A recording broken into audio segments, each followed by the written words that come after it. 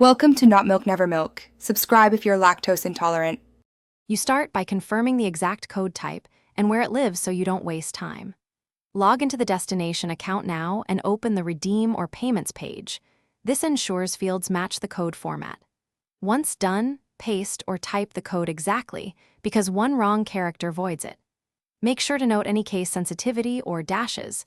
Doing this first speeds the next steps and prevents common redemption failures. You enter the code on the selected platform and double-check account details to bind the gift properly.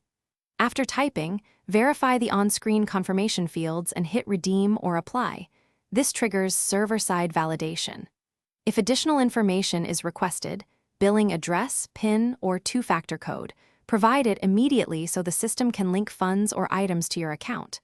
Once validated, review the balance or inventory change. To confirm success, you finish by confirming the Redeem confirmation screen and checking for an email receipt.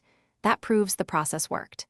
If redemption fails, try pasting the code again and clear spaces, then confirm the code hasn't expired or been region locked.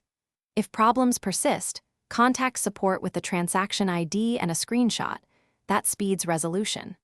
Finally, make a note of the new balance or item location so you can immediately.